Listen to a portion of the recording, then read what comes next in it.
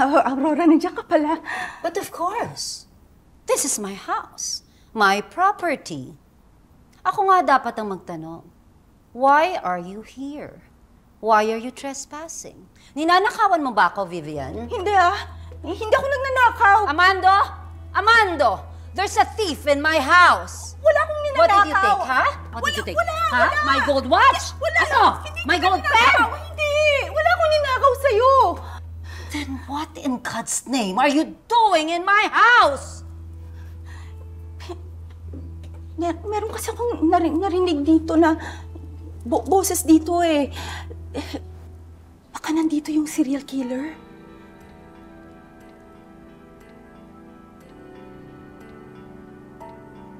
Ward, may ginawa ka ba? Wala. Kung ano-ano na binibintang sa akin ni Tito eh. Sir Galvan, imposible pong kasabot si Ward ng serial killer. Hanggang ngayon po, takot mo tong anak ko sa kulog. Makulit lang po itong kapatid ko, palabiro. Hindi po magagawa ni Ward yung binibintang niyo sa kanya. Trust me! Trust you? Now, the Palacios family is being killed one by one. Trust is a luxury I cannot afford. Sandali lang po. Ano pong proof ninyo na may ginagawang masama yung kapatid ko? What do you think I'm doing? I'm looking for evidence. Tito, wag naman po cellphone ko. Privacy ko po yan. Sandali lang. Privacy ko po Teka, yan. ano ba tinatago mo dito? Ha? Ang conversation nyo ng killer? Bakit? Magkano ba ang prinamis niya sa'yo? 1, 2 million pesos? Tama na nga po yan! Maawa naman po kayo sa kapatid ko! Bigla-bigla niyo siyang pinaghihinalaan. Wala naman po kayong matibay na ebidensya. Nay, hindi. Kailangan itong malaman ni Papa.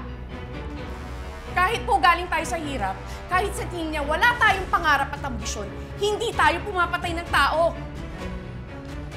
At hindi po kami magpapabayad para tulungan ng killer na patayin ng pamilyang tinuring na rin naming pamilya.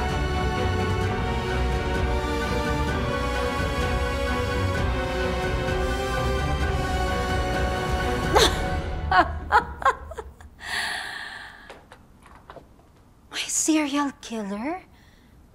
Where? Here? Inside my bookshelf? Oh my God, Vivian, ang akala ko, cheap ka lang. Hindi ko alam na delusional ka rin pala. Pero narinig ko eh.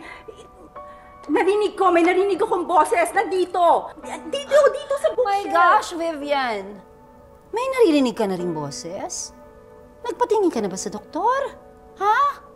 Baka gusto mong i-recommend ako sa'yo ang psychiatrist ni Rebecca. Alam mo, magaling siya. Matutulong ka niya sa kabaliwan mo. Hindi ako baliw. Alam ko may tao sa likuran nito. Kaya aalamin ko kung sino yon. Don't you dare touch that, Vivian. Look at you. Marunong ka na sumagot. Marunong ka na lumaban. Basta po para sa pamilya, matapang po ako. Ipaglalaban ko po sila. Lalong-lalo na po kapag alam pong wala po kaming ginagawang masama. If you have proof that Ward is an accomplice, show us. Sasagutin po namin kayo kahit saang korte po tayo humarap. Dad, I think that's enough na.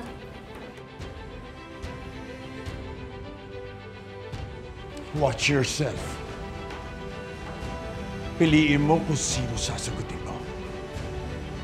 Don't you forget who owns the roof over your head.